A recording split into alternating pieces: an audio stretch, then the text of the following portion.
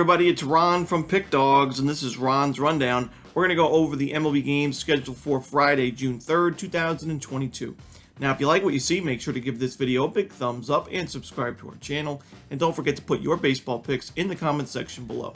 If you're looking for my best bets, you can find those at the Premium Picks tab at Pickdawgz.com. I'm running a daily $15 MLB best bet, so you can check it out at Pick Dawgz Premium. Alrighty, here we go. Here are the games for Friday, June 3rd. First up, we see the St. Louis Cardinals taking on the Chicago Cubs. We're going to see Miles Mikolas and Marcus Stroman as the starters for this one. Now, Miles Mikolas was off to a really good start to the season. He still has a 2.67 ERA on the year, but has struggled a little bit as of late for St. Louis. In his last few outings, the opposing teams have gotten to him quite a bit. Looking to start against the Blue Jays, gave up 3 earned runs and a home run in 6 2/3 innings of work, so not too bad. But his last outing against the Brewers was his worst of the season. 5 2/3 innings, 9 hits, 6 earned runs, and 2 home runs in that one. And I think because of those recent struggles, we're seeing the price, the money line price, where it is right now at each team minus 110. To me, it's a little surprising. I know Mikolas has struggled lately, but Marcus Stroman has struggled for the most part this season for the Cubs. I know he's pitching a little bit better as of late, but I do think the Cardinals still have the advantage in terms of the lineups. And, I just think the Cardinals are the better team. We're getting such a good price with them here on the money line.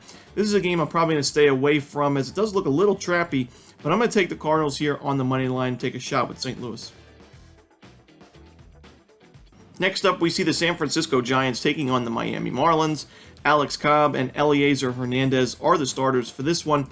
Now, Alex Cobb, a 5.73 ERA, a guy that I was really optimistic about this season. I'm still not giving up hope quite yet. He is still missing a lot of bats this year. Sometimes he runs into some bad innings here and there, but last time out, 6 innings, 2 earned runs, 8 strikeouts against the Reds, and a 6-4 Giants win. That's exactly what San Francisco wants from him.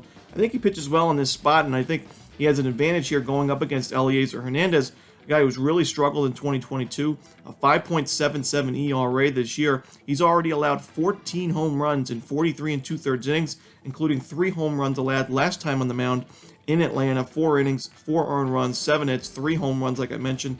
His strikeouts earned are way down this season, which is concerning because he's more of a strikeout guy. He's giving up a ton of home runs. The walks at times have been an issue.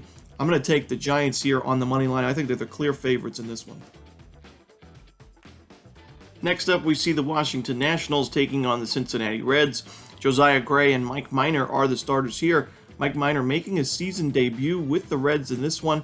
He pitched last season with the Kansas City Royals, had mixed results with KC, had an ERA above 5, but his FIP was at 4.29. He's a guy that in the beginning of his career didn't have too many issues with the long ball, but as his career progressed, giving up 1.3, 1.7, 1.8 home runs per 9.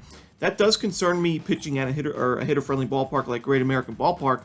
But Josiah Gray has had those same problems as well. I do think the Reds lineup is better right now. You look at Washington, they're ranked 30th in the league in isolated power against lefties, 21st in the league in team OPS against lefties. Josiah Gray's ERA is above 5 this season. He's striking out a good amount of batters, but like I said, the home run ball has hurt him quite a bit lately. He's given up at least 1 home run in each of his last 5 starts, and that includes a total of 5 home runs in his last 3 outings. He's not really been able to pitch too deep into ball games because of the issues with the home run ball. The walks are also starting to pile up for him. 7 walks allowed in his last 8 innings of work. I'm going to have to take the Reds here on the money line at home. In our next game, we see the Los Angeles Angels taking on the Philadelphia Phillies. We're going to see Chase Silseth, their youngster, and Zach Eflin as the starters in this one. Now, Zach Eflin struggled mightily last time out against the New York Mets. A lot of pitchers have struggled against the Mets as of late. And Eflin, a right-handed pitcher going up against the Mets lineup that crushes righties, he did not fare well at all. 6 innings, 7 earned runs, a home run allowed in that one. But for the most part, I think Eflin has pitched well this season. And I do think he is a better option than the youngster in Silseth. Silseth has pitched well this year, but a guy that I do think is going to run into some regression issues. We saw last time out, he went 4 1/3 innings, only gave up 2 earned runs, but didn't even have a single strikeout in that outing against the Blue Jays. He's given up 12 base hits in his last 8 2/3 innings of work, with only 6 strikeouts in those innings also. I do think the Phillies are the better side in this one. The Angels haven't looked the same lately. A really good April and the middle of the May, but they've struggled towards the end of May. I'm going to take the Phillies here at home at Citizens Bank Park. Next up, we see the Arizona Diamondbacks taking on the Pittsburgh Pirates. We're going to see Merrill Kelly and JT Brubaker as the starters in this one. I really haven't been impressed with the way Merrill Kelly has looked lately. Last time out, he pitched 5 innings, gave up 7 hits and 3 earned runs and a home run against the Dodgers. The Diamondbacks were able to cover the run line in that one, and they've been able to cover the run line in most games that Kelly has pitched in this season, but 4 straight games that Kelly has started in, the Diamondbacks have lost all those outright. The Marlins, Dodgers, Cubs, and Dodgers again. And JT Brubaker, although he struggled at the beginning of the season, he's pitching really well lately. He pitched against the Colorado Rockies back on May the 23rd, 6 2/3 innings, no earned runs allowed. And then the Padres last time out on May 28th, 5 innings, no earned runs allowed. And the last 2 games he's pitched in, the Pirates have won. The Pirates are playing really hot baseball lately. We saw him sweep the Dodgers at Dodger Stadium. I think this money line price is too good to pass up with Pittsburgh, the better team right now. Give me the Pirates on the money line. In our next game, we see the Cleveland Guardians taking on the Baltimore Orioles. Shane Bieber and Bruce Zimmerman are the starters in this one. And to be honest with you, I don't think there's a lot of value backing either starter here. I do think the Guardians are the slightly better team, but we've seen the Orioles play really well at Camden Yards this season. I wouldn't want to lay that kind of price with Shane Bieber. And, Bruce Zimmerman, although he started the season really strong, his ERA is now above 4.53, and he has been really struggling lately. Guardians haven't hit lefties too well this season, but they are improving a bit. And, Zimmerman last out 6 earned runs and 5 home runs allowed against the Red Sox and only 4 innings of work. The previous start, 4 earned runs, 4 home runs. So he's given up a total of 9 home runs in his last 2 outings combined. I cannot back you with those numbers. And Shane Bieber, I do think, is a little bit overrated. You look, he's in the bottom 35th percentile in average exit velo, bottom 33rd percentile in expected batting average. So below average numbers, a tad a bit above average in strikeout and walk percentage, but that's really been about it. I'm going to take the over in the Guardians-Orioles game. I think this is going to be a higher scoring contest. In our next game, we see the Minnesota Twins taking on the Toronto Blue Jays. Now, we don't have an official starter listed for the Twins, but we should see Yusei Kikuchi on the mound for the Blue Jays. I think this is a really bad spot for Minnesota and a good spot for Toronto. Yusei Kikuchi has improved his game quite a bit from the beginning of the season. Although the Twins hit lefties well, I'm still not too worried about it with Kikuchi on the mound. And, the biggest thing for the Minnesota, they're struggling lately. They obviously lost on Thursday in a late game. They gave up a 2-run home run late to lose that game 3-2. So they're not playing their best baseball. And they've mentioned, Rocco Baldelli, the manager, mentioned that they're going to be without a few players in this series in Toronto because of the COVID vaccine protocols. We're not too sure who the exact players are going to be. But an undermanned Minnesota team that is struggling, going into Toronto playing a Blue Jays team that is playing lights out baseball, their best baseball of the season right now. It's just not a good spot for the Twins. I'm going to take the Blue Jays here on the run line, try to get a better price with the home team. In our next game, we see the New York Yankees hosting the Detroit Tigers. We're going to see Garrett Cole on the mound for the Yankees, and for the Tigers, we're going to see Elvin Rodriguez.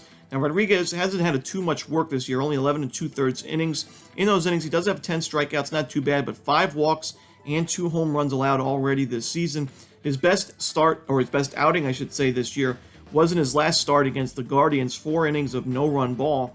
But against this Yankee lineup, I'm not too sure Rodriguez is a guy I can back, especially going up against the Yankees' ace and Cole. Garrett Cole struggled against the Orioles in Yankee Stadium back on the 23rd of May, but then he bounced back in a big way against the Rays last time out. 6 innings, 10 strikeouts, only 1 earned run allowed. Now, unfortunately for Cole, he got the loss in that game as the Yankees lost that game 3-1, but I still think Cole is the much better option here. I can't really trust this Tigers offense, especially on the road. Detroit is one of the worst teams in baseball in terms of team OPS against righties, isolated power against righties. So I'm going to take the Yankees here on the run line. I think they're just a much better team with the better starting pitcher. Up, we see the Chicago White Sox taking on the Tampa Bay Rays. Vince Velasquez and Shane McClanahan are your projected starters here. Now, I know the White Sox hit lefties pretty well this year and years past. They're top 5 in baseball in team OPS against lefties, but I think Shane McClanahan is a different breed of a lefty. He's number 1 in baseball in strikeouts this year with 81 Ks in 58 1/3 innings. He's top 5 in baseball in whip. He's got a 2.01 ERA on the season, and he's gone up against Vince Velasquez, a starter that the Rays hit pretty well in the first time these two teams met back in Chicago. Velasquez pitched well enough last time he was on the mound against the Red Sox, but that was in a blowout loss. He went 3 innings of mop-up time, and And really, when he's been in the starting pitcher role lately, hasn't fared too well. His last start was back on May 19th against the Royals. 5 innings, 4 earned runs, and a home run against a pretty weak Royals lineup. The previous start to that one against the Yankees, 5 innings, 8 hits, 7 earned runs, 3 home runs. So I cannot back Velasquez here. The Rays are big-time favorites for a reason, and this is a really tough travel spot as well, from Chicago going from Toronto to Tampa Bay, kind of a completely across the world, basically. But I'm going to take the Rays here on the run line. I think they get the job done. Next up, we see the Seattle Mariners taking on the Texas Rangers. Logan Gilbert and Dane Dunning are your starters here. Now, I know Logan Gilbert has the much better ERA this season, but the Mariners have really struggled on the road this year with a well below 500 record away from home. And the Rangers are playing really good baseball lately, despite playing a pretty tough schedule. I mean, the Rangers had to play Tampa Bay, the Rays at home this week, a team that's well above 500 record, a playoff team from a season ago. They also took on the Angels recently, the Astros recently. Athletics thrown in there in the middle, but still, this is a Rangers team that's playing much better baseball late in May than they did at the beginning of the season, where they had one of the worst records in baseball at the beginning of the year. And Dane Dunning is a guy that I think is a solid option for the Rangers in that rotation. We know Martin Perez has been the far and away best starter in that rotation this season, but Dunning last time out went 4 1/3, 2 earned runs against the A's, not too bad. And I think he's going to pitch well enough here against Seattle to put the Rangers in a competitive spot to win this ball game. I'm going to take the Rangers here on the money line at home. In our next game, we see the Kansas City Royals taking on the Houston Astros. Jose Urquidy and Brady Singer are your starters here. Now, Jose Urquidy struggled quite a bit lately, and that's why his ERA is at 4.8 right now. Last time out, one of his worst starts of the season, where he gave up 12 hits in 4 2/3 innings, 6 total runs, 5 of those were earned, and a home run. He's given up now 12 or more base hits in 2 starts this season. He did that back on May 17th against the Red Sox. And I do think that this is a spot where, although Brady Singer, I think, has plenty of regression in his game to think about and to worry about, I think the value is still with the home team here. Brady Singer's biggest issue is not that he has bad stuff. I mean, he's got good strikeout stuff, 8 Ks last time out against the Twins. When he misses inside the zone rather than outside the zone, and that's where you can run into home run ball issues and also just, sharp contact issues. So I do think the Astros bats can get to Singer, but I think the Royals bats get to Urquidy more. And I think, if this is a close game late, I'd much rather have the plus money with the Royals here. Give me the Royals on the money line here. Take a shot with the underdog at home. Next up, we see the San Diego Padres taking on the Milwaukee Brewers. We're going to see Joe Musgrove and Corbin Burnes on the mound for this one. Another fantastic pitching matchup. This could be number 1 and number 2 in the NL Cy Young favorites right now. Maybe you throw in Sandy Alcantara in that conversation. But, Joe Musgrove 5-0 with a 1.86 ERA. Corbin Burnes with a 1.95 ERA. The difference maker for me here is I do trust the Brewers bullpen a little bit more. I also trust Corbin Burnes a little bit more on the mound. And I also trust the Brewers lineup a lot more, where the Brewers are number 5 in baseball in team OPS against righties, while the Padres all the way down at 27th in baseball in team OPS against righties. The Brewers are also the second best in terms of isolated power against right-handed pitching. Padres all the way back at 29. So, this is a close game with 2 strong pitchers, but I think Burnes is the better option. I think the Brewers have the slightly better bullpen. It's very close there, though. And I think the Brewers have the much better lineup right now. So give me Milwaukee on the money line. In our next game, we see the Atlanta Braves taking on the Colorado Rockies. Max Fried and Chad Cole are your starters here. Now, the Braves are big-time favorites here with Fried on the mound.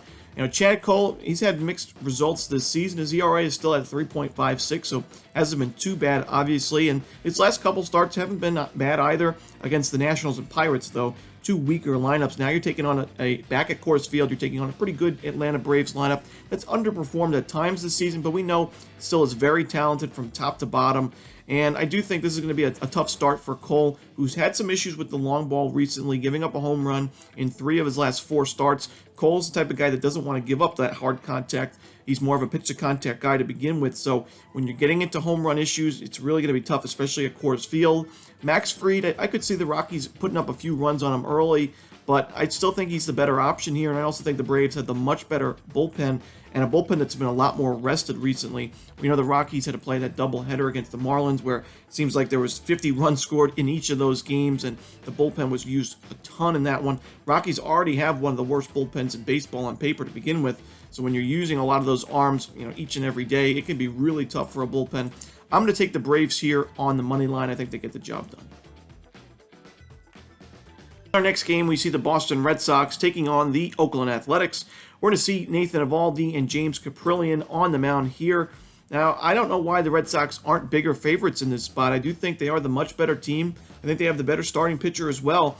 Boston right now is number 8 in baseball in team OPS against righties, while the A's are dead last in baseball with a .588 team OPS against right-handed pitching this season. They're also ranked 28th in baseball in isolated power against righties. And Nathan Eovaldi, he's had his fair share of struggles with the home run ball. Don't even get me started. I mean, he's given up 5 home runs in 1 inning at one point, and he gives up at least 1 home run, it seems, every single start.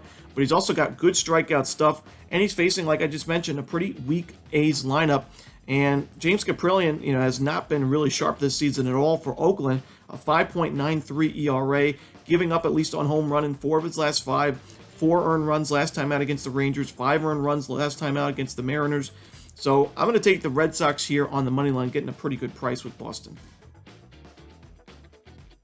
In our final game of the night, we see the New York Mets taking on the Los Angeles Dodgers.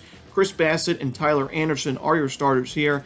Now, I know it kind of looks like I'm picking on the Mets as of late. I got to give them credit. They're off to an amazing start this season. But I think this is a bad matchup for him with Bassett going up against Anderson.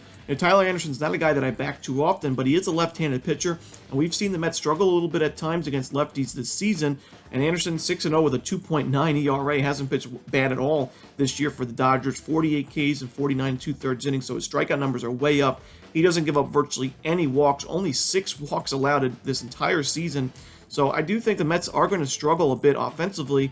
Chris Bassett was really sharp last time out in the mound, but I mentioned the previous 2 starts to that one struggled quite a bit against solid lineups in the Cardinals and Giants. And the Dodgers number 1 in baseball in team OPS against right-handed pitching. Not going to be an easy start for Bassett on the road especially. I'm going to take the Dodgers here. We don't have to lay too much juice on the money line as much as we usually have to do with the Dodgers in home games. Give me LA on the money line. And that's it. Those are the games for Friday, June 3rd. Hope you enjoyed this video. If you did, don't forget to leave a like and subscribe. And don't forget to put your baseball picks in the comment section below. Again, if you're looking for my best bets, you can find those at Pick Dawgz Premium. As always, this is Ron Romanelli. Good luck.